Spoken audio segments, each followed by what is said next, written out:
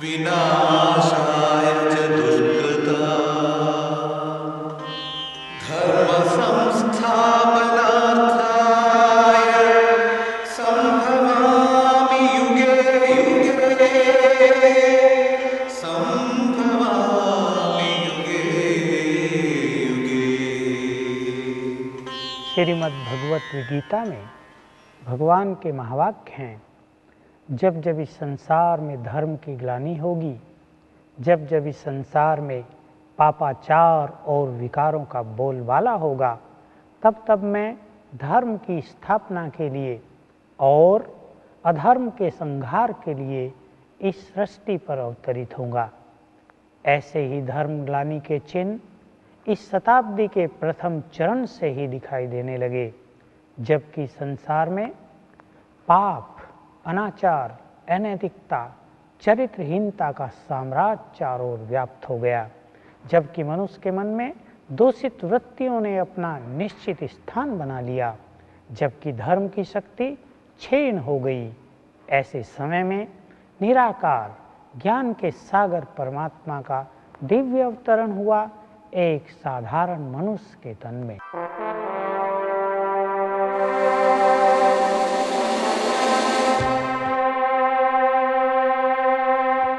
20वीं सदी का प्रथमार्ध मानव इतिहास में अनेक दृष्टियों से अद्वितीय था।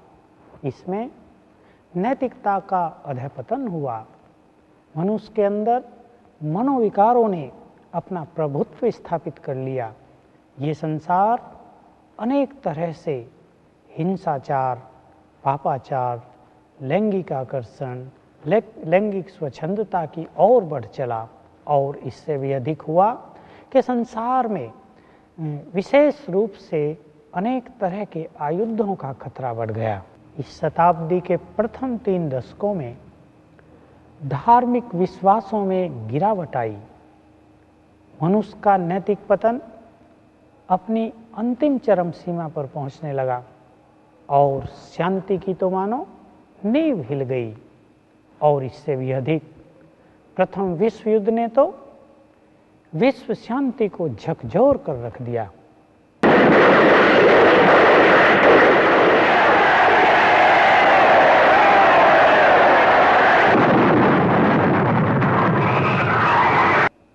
उन्नीस 1917 में रूस में साम्यवादी क्रांति हुई और 1929 में वहाँ नई आर्थिक नीति को अंगीकार किया गया। इससे न केवल विश्व का एक बड़ा हिस्सा रक्त रंजित हुआ, वरन 1/3 मानव जाति भौतिकवाद और अनिश्वरवाद की चपेट में आ गई। और इसके बाद दोनों महाशक्तियों के बीच शीत युद्ध प्रारंभ हो गया। आणविक अस्त्रों की होड़ बढ़ गई, जिससे मानव जाति को और अनेक देशों की सुरक्षा को खतरा पैदा हो गया।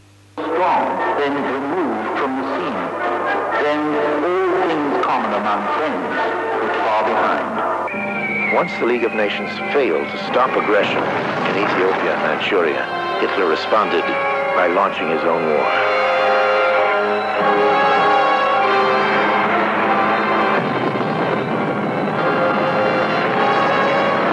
उन्नीस 1930 और 1940 के दशक में इस संसार में फिल्मों का निर्माण प्रारंभ हुआ।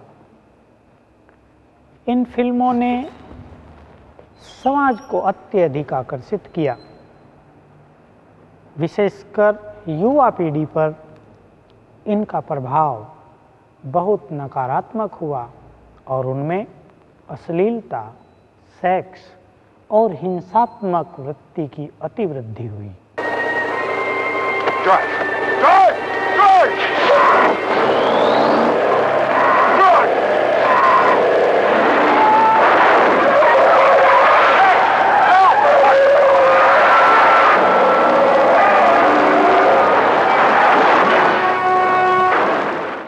सन 1929 में न्यूयॉर्क के स्टॉक एक्सचेंज में गिरावट आई।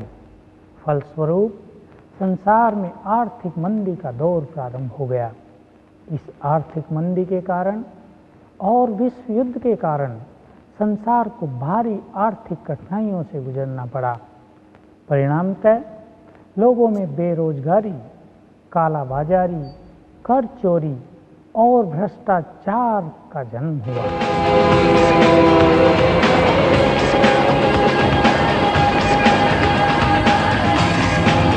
इसी बीच यात्रा और परिवहन के साधन अति सुलभ हो गए। लोगों ने एक दूसरे के देशों की यात्रा प्रारंभ की। टेलीफोन, रेडियो, टेलीविज़न और अनेक कम्युनिकेशन के साधनों ने देशों की परस्पर दूरी को बहुत कम कर दिया। परिणाम ये हुआ कि एक दूसरे की सभ्यता का प्रभाव एक दूसरे पर पड़ने लगा और इस सब के बीच पाश्चात्य सभ्यता चारों ओर फैलने लगी। लोगों ने सहज ही पाश्चात्य सभ्यता को स्वीकार करना प्रारंभ कर दिया।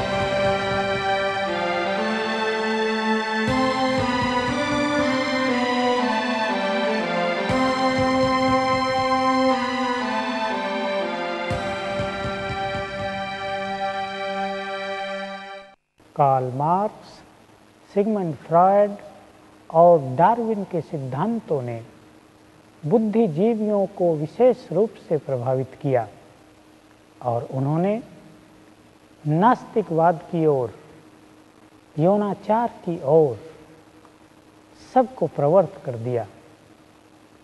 परिणाम स्वरूप संसार में घोर पतन प्रारंभ हुआ। ये सिद्धांत नकारा जाने लगा कि भगवान कोई सत्ता है, कि भगवान सृष्टि का नियंता है, कि भगवान सृष्टि का क्रिएटर है और कि शरीर में कोई चेतन सत्ता आत्मा भी है। इतना ही नहीं, हजारों वर्ष के इतिहास के बजाय लोगों ने विश्व का इतिहास लाखों वर्ष मानना प्रारंभ कर दिया।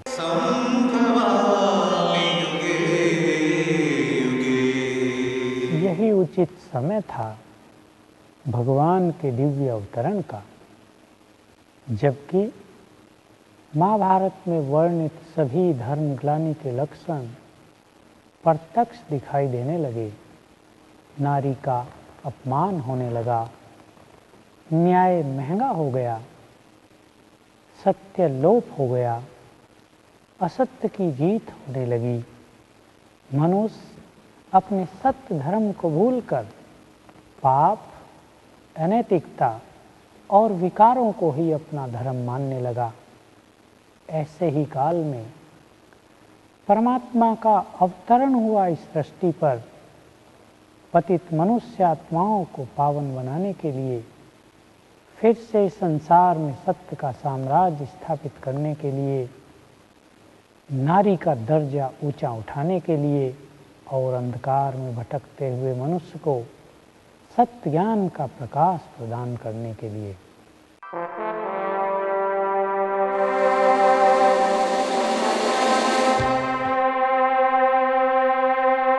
होनहार महापुरुष दादा लेखराज का जन्म सन 1875 ईस्वी में सिंध प्रांत के एक छोटे उपनगर में हुआ था।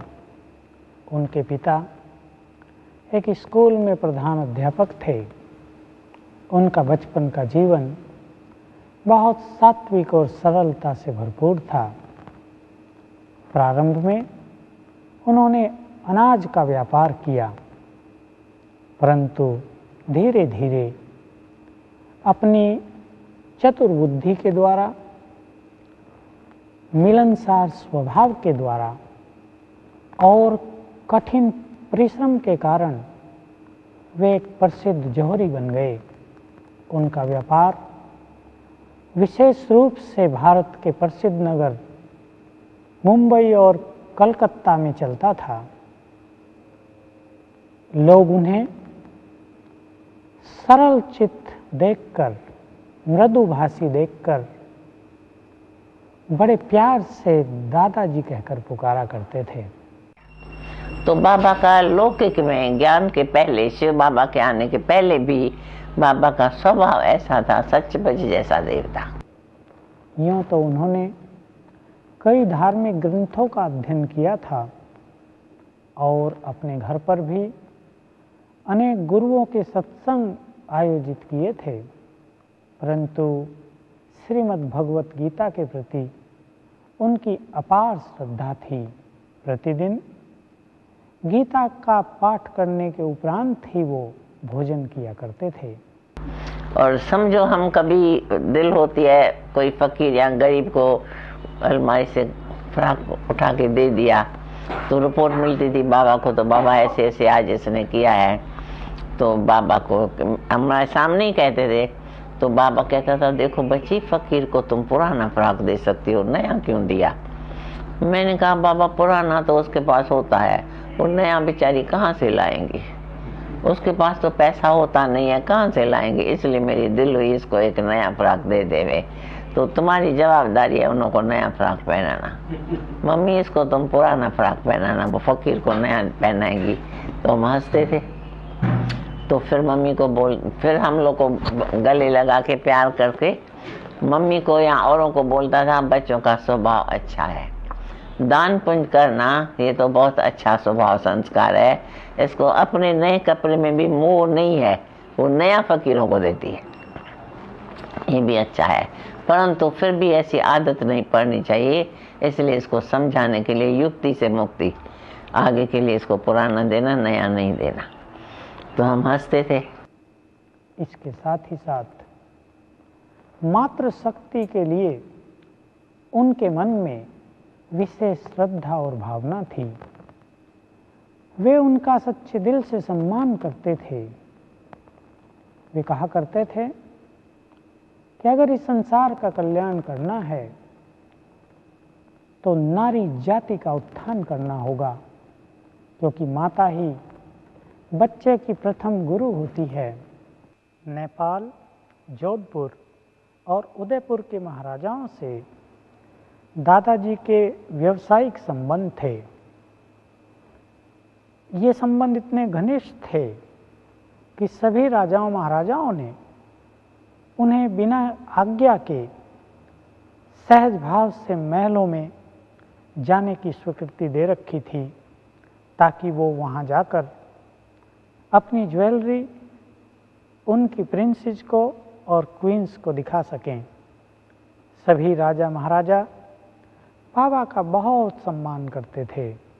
एक बार तो उदयपुर की महाराना ने उनके देर से आने के कारण उतनी देर तक अपने दरबार की कार्रवाई को भी स्थगित रखा था। कई महाराजा उन्हें प्यार से कहा करते थे कि दादाजी, भगवान से भूल हो गई, महाराजा बनने लायक तो आप हैं, हम नहीं, क्योंकि उनकी शालीनता, उनके व्यक्तित्व में राजाओं महाराजाओं जैसा चुंबकीय आकर्षण था। उसी टाइम में जब बाबा यहाँ बिजनेसमैन था, बाबा का धंधा ही था जवारी का धंधा, उसी टाइम विक्टोरिया मेमोरियल जो है उसमें क्वीन एलिजाबेथ रहती थी, जो अभी लंदन में है। उसी टाइम वहाँ रहती थी और वो बाबा से ही ज्वेलरी लेती थी। तो बाबा को भक्ति में नहीं संस्कार होते हैं, तो वही कन्या सौ ब्राह्मण से उत्तम होती है। तो बाबा ले भी जाता था सैंपल्स, और अच्छी अच्छी ज्वेलरी हमको पहना के ले जाता था, साथ में ले जाता था। और वो बोलती थी बेबी को ले आना, तो बाबा बेबी को ले जाता था अच्छी ज्वेलरी पहन। तो वो जैसे गोद में बिठाती थी हमको जाते ही। उसी टाइम तब छोटी थी, तो हमारे को बक्कल वगैरह ऐसे पड़े रहते थे, तो हम ऐसे उसके कान पर रखती थी, तो अब ट्यून बजता था। तो बाबा जब उसको ज्वेलरी दिखाता था तो वो कहती थी, तो जो बेबी को बक्कल पड़ा है हमको ऐसा बना के दे, कितना अच्छा है, 2-2 मिनट में इसमें बक्कल में बाजा बजता है, बेबी अच्छा लगता है ना, हम कहती थी हाँ। तो बाबा को कहती थी ऐसा ही हमको बना के देना, 1-2 दिन में तैयार हो जाएगा। फिर हम रात को तो पहन के नहीं सोएंगी ना, नींद नहीं आएंगी। तो रात को जब उतार के सोती थी तो गुम हो जाता था। सुबह को बोलेंगे हमको मेरे को बाजे वाला बकल चाहिए, तो बाबा, मम्मी कहती थी बाबा को तो ये जिद करके बैठे हम और कोई बकल नहीं पहनेंगे, हमको बाजे वाला बकल चाहिए। तो बाबा कहता था कोई बात नहीं, आज इसको खाना खाने बैठेंगी ना, क्योंकि हमको अगर बोलेगा बिक्री हो गया तो मेरे को रोना आएगा। तो वो नहीं बोल के कहता था आज ये खाना खाने बैठेंगी ना तो कल परसों की रखी हुई बासी पूरी रोटी इसको खिलाना, समझा। हम कहते थे नहीं खाएंगे हम। तो बकल क्यों मांगती हो, वो भी तो मॉडल पुराना हो गया, वो भी तो पुराना हो गया। जैसे बासी पूरी रोटी नहीं खाएंगी कल परसों की रखी हुई, तो वो भी मॉडल पुराना हो गया, बेटा तुमको दूसरा पहनाएगा। युक्ति से मुक्ति, क्योंकि अगर बिक्री कहेगा तो बेबी तो रोएगी। तो रोना बाबा को बिल्कुल ही पसंद नहीं आता था, कुछ भी हो रोना नहीं है।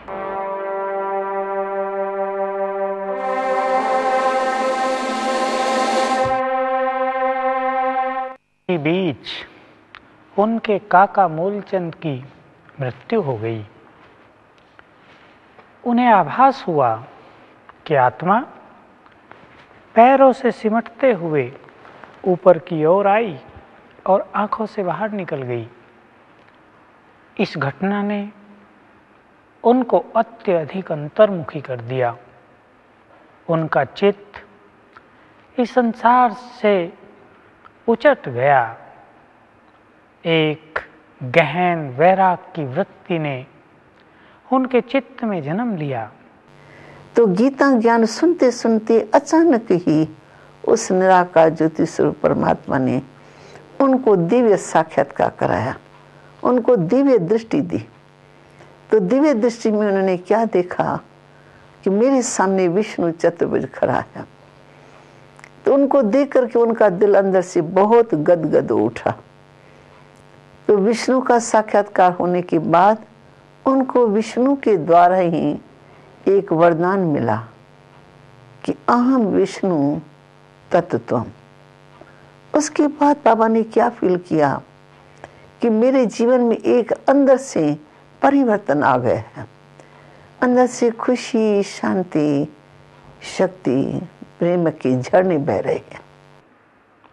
वे घर से वाराणसी चले गए अपने मित्र के मकान पर। वहां वो स्वयं को देह से न्यारा अनुभव करने लगे और उसी समय उनके जीवन में एक अलौकिक क्रांति आ गई, दिव्य अनुभवों की शुरुआत के साथ। तो बनारस में भी बाबा को एक बार ऐसा दिव्य साक्षात्कार हुआ कि कलयुगी सृष्टि का महाविनाश कैसे होता है। और उसके बाद महाविनाश के अंदर भी 3 सीन देखी। भारत में कैसे सिविल वार के द्वारा विनाश हो रहा है, कुदरती आपदाओं के द्वारा विनाश हो रहा है, और ऊपर से बम्स की वर्षा हो रही है। इतने बम्स गिर रहे हैं जिससे सारी सृष्टि की तबाही हो गई। उन्होंने देखा आसमान से अग्नि की वर्षा हो रही है, कहीं प्राकृतिक प्रकोप हो रहे हैं, मिसाइल्स चल रहे हैं, कहीं बाढ़ आ गई है तो कहीं अकाल के प्रकोप से लोग तड़प तड़प कर मर रहे हैं। चारों ओर चिल्लाहट, दुख भरी आवाज, चित्कार, डरावने दृश्य। उन्होंने कुछ क्षणों तक मानो अपनी आंखों से देखे। उन्हें लगा कि अब अवश्य ही इस सृष्टि का महाविनाश निकट आ गया है। वे चिल्ला उठे, हे प्रभु, मुझसे ये सब सहन नहीं होता, इसे बंद करो।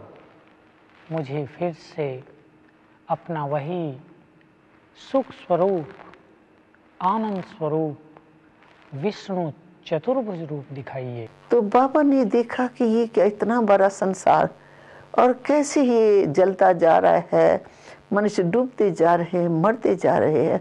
तो उस समय बाबा की स्त्री बहुत ही स्थिति भयभीत हो गई और भगवान के साथ उनका कनेक्शन जुट गया। भगवान से बातें करता है कि प्रभु जी ये सब क्या हो रहा है, ये मैंने क्या देखा, मुझे आप आज्ञा दीजिए, मुझे क्या करना है अब अपने जीवन में। उन्हें लगा कि आज मुझे जन्म जन्म की भक्ति का फल प्राप्त हो गया है। आवाज आई, अहम विष्णु चतुर्भुज तत्त्वम्, अर्थात तुम्हें अब आध्यात्म के सर्वोच्च शिखर पर पहुंचना है। तुम्हें इस संसार को स्वर्ग बनाना है। अपने इस श्रेष्ठ कार्य में प्रवृत्त हो जाओ। तो बाबा को वैराग आ गया। हीरे जगत का धंधा बाबा को बहुत फीका लगने लगा और ऐसे लगा तो ये तो कौड़ियों का धंधा है। उसको फट से बाबा ने छोड़ दिया। कलकत्ता में जाकर के बिजनेस समाप्त करने के बाद फिर वो हैदराबाद सिंध में आए हैं।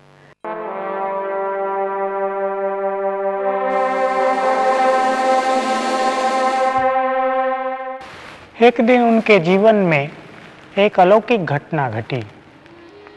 उन्होंने अपने विद्वान गुरु को अपने घर में आमंत्रित किया हुआ था। गुरु का सत्संग चल रहा था। सभी दत्तचित्त होकर प्रवचन सुन रहे थे। माहौल बड़ा आनंद विभोर करने वाला था कि अचानक दादा की वृत्तियां अंतर्मुखी हो गई और वो धीरे से सभा से उठे और अपने कक्ष की ओर चले गए। सभी ने आश्चर्य से देखा, क्योंकि उससे पहले उनके जीवन में ऐसी घटना कभी नहीं घटी थी।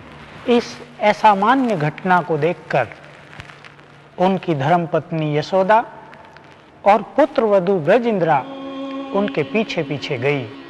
वहां जो कुछ घटित हुआ उसे देखकर वे दोनों मंत्रमुग्ध होकर खड़ी की खड़ी रह गई। उन्होंने देखा कि बाबा के दोनों नैनों से लाल प्रकाश प्रवाहित हो रहा था।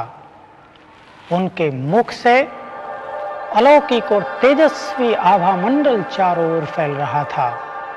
सारा कक्ष लाल प्रकाश से भर गया था और इसी बीच उनके मुख से ईश्वरीय वाणी गुंजारित हो उठी।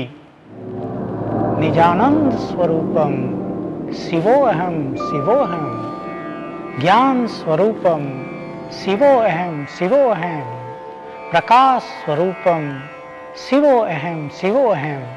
इसका अर्थ था, मैं आनंद स्वरूप हूँ, मैं शिव हूँ, मैं शिव हूँ। मैं ज्ञान स्वरूप हूँ, मैं शिव हूँ, मैं शिव हूँ। मैं प्रकाश स्वरूप हूँ, मैं शिव हूँ, मैं शिव हूँ। वास्तव में ये निराकार परमात्मा ने उनके तन में प्रवेश होकर अपना परिचय दिया था। जब हमने बाबा को देखा तो ब्रह्मा बाबा तो साकार में ही थे और हम भी साकार में थे। तो ब्रह्मा बाबा में शिव बाबा कैसे प्रवेश होता है वो हमने दिव्य दृष्टि द्वारा भी देखा, साकार में भी देखा। क्योंकि जब भी ब्रह्मा बाबा में शिव बाबा आते थे तो बाबा की नैन और ब्रह्मा बाबा की जो सूरत थी उसमें ऐसी आकर्षण आती थी, जो जैसे कोई चुंबक होता है ना, तो चुंबक में वो शक्ति होती है जो सुई को अपने तरफ खींच लेता है। ऐसे जब शिव बाबा ब्रह्मा बाबा में आते थे, प्रवेश होते थे, तो हम लोगों को अनुभव होता था कि अभी ब्रह्मा बाबा नहीं है, लेकिन ब्रह्मा बाबा में शिव बाबा भी है। और बाबा जब उस समय दृष्टि देते थे तो वो दृष्टि एक कमाल की दृष्टि होती थी। हम छोटे होते हुए भी, न समझ होते हुए भी इतना, लेकिन इतना बाबा के दृष्टि से प्यार और सुख और शांति, बस ऐसे लगता था जैसे हम प्रेम के सुख और शांति के सागर में खो गए हैं। एकदम ऐसे अनुभव होता था जैसे इस स्थिति से नीचे आवे ही नहीं। विश्व के इतिहास में ये एक अविस्मरणीय घटना थी। सर्वशक्तिवान, निराकार, ज्ञान के सागर पतित पावन परमात्मा ने उनके मानवीय तन में प्रवेश किया था। परमात्मा उनके मुख के द्वारा ज्ञान के रहस्यों का उद्घाटन करने लगे। आत्मा का ज्ञान, परमात्मा का ज्ञान, सृष्टि के आदि मध्य अंत के रहस्यों का ज्ञान और राजयोग की शिक्षा देने लगे। ये सब कुछ सुनने वालों के लिए और स्वयं दादा के लिए भी संपूर्ण रूप से नया था। तदुपरांत दादा ने एक अद्भुत दृश्य देखा। उन्होंने देखा कि अंतरिक्ष में कुछ दिव्य आभा लिए हुए अलौकिक सितारे चमक रहे थे। इन सितारों का आकर्षण अवर्णनीय था। उन्होंने देखा कि सितारे नीचे उतरे, कोई राजकुमार बन गया, कोई राजकुमारी, परंतु इनके चेहरों पर दिव्यता थी, तेज था, एक अलौकिक आकर्षण था। उसी समय एक आवाज गूंजी, तुम्हें ऐसी दुनिया बनानी है। इस आवाज को सुनकर उनका चित्त चिंतन की गहराइयों में डूब गया। वो सोचने लगे, ये किसकी आवाज थी, ये किसका संदेश था, मैं ऐसी दुनिया भला कैसे बनाऊंगा। दादा की ये समझ में नहीं आया कि उन्हें क्या करना है। बार बार ये अद्भुत दृश्य उनके आंखों के सामने घूमने लगा। उन्होंने यशोदा और ब्रज इंद्रा से कहा, वो एक लाइट थी, वो एक माइट थी, वो एक दिव्य ज्योति थी। उसने मुझे देवी देवताओं की दुनिया रचने के लिए इशारा किया, परंतु मेरी समझ में नहीं आया कि यह महान कार्य मैं कैसे कर पाऊंगा। इस गहन अनुभूति के बाद कि परमात्मा सृष्टि परिवर्तन के अपने दिव्य कार्य में उन्हें अपना माध्यम बना रहे हैं, उन्होंने अपने हीरे जवाहरात के विशाल धंधे को समेटने का संकल्प किया और कलकत्ता में अपने भागीदार से सहज ही बंटवारा कर लिया। कलकत्ता से अपने घर हैदराबाद उन्होंने एक तार किया।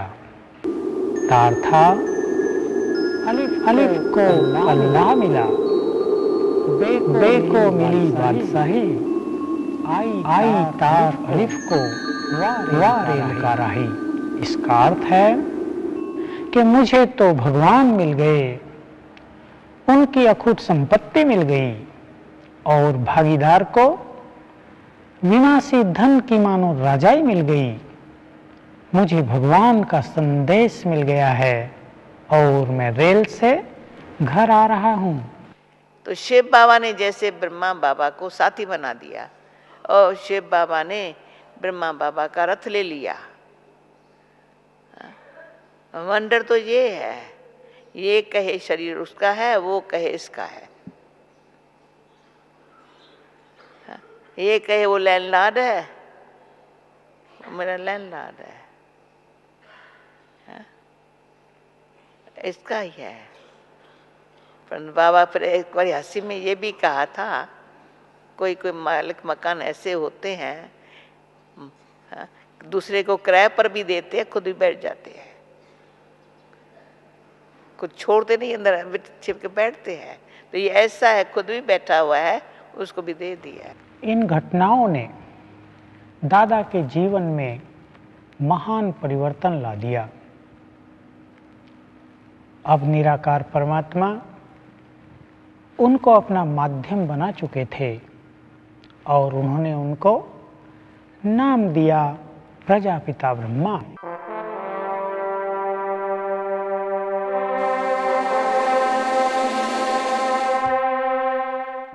हैदराबाद में अपने घर यशोदा निवास में उन्होंने सत्संग प्रारंभ किया।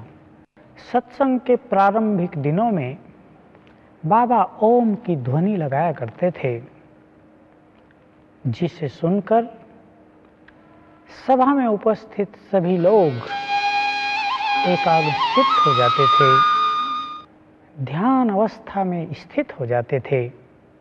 इसलिए इस सत्संग का नाम पड़ गया ओम मंडली। इन दिनों बाबा स्वयं भी गहन तपस्या में रत हो चुके थे। उनके सत्संग में आने वालों की संख्या बहुत बढ़ चुकी थी। सारे शहर में धूम मच गई थी। एक अलौकिक वातावरण बन गया था। जो भी उनके मुख से ईश्वरीय ज्ञान सुनते थे, उनमें से अनेकों को अनेक बार वे दादा के स्थान पर श्री कृष्ण दिखाई देते थे। मुझे मेरे शरीर के पिताजी ने कहा, बेटी स्कूल की छुट्टी है, यहाँ दादा एक सत्संग करता है गीता पर, तुम क्यों नहीं सुनने जाती हो।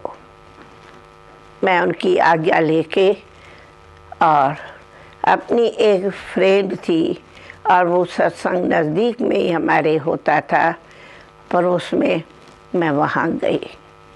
जब मैं वहाँ पहुँची तो मैं वो दादा की आकर्षित विभूति को देखती रही कि ये तो विभूति मैंने फरिश्ते रूप में 3-4 दिन पहले उसी सुंदर लाइट में देखी, पर ये है कौन?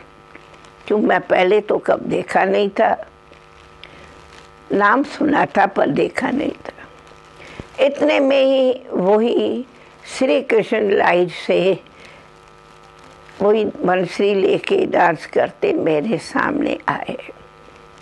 श्री कृष्ण को देख मैं वो फरिश्ता रूप में दादा को देखूं। कहा जाता है, गुरु गोविंद दोनों करे किसको लागों पाए। मेरे लिए दोनों इतने प्रिय लग रहे थे। उनको दादा को देख मैं कृष्ण को देखूं, कृष्ण को देख वो दादा फरिश्ता रूप में देखूं। अक्टूबर 1937 में उन्होंने एक प्रबंध समिति गठित की, जिसमें 5 बहनें नियुक्त की गई और 17 फरवरी 1938 को अपनी संपूर्ण संपत्ति इस ट्रस्ट को समर्पित कर दी। पूरे हैदराबाद में आध्यात्म की लहर प्रवाहित होने लगी।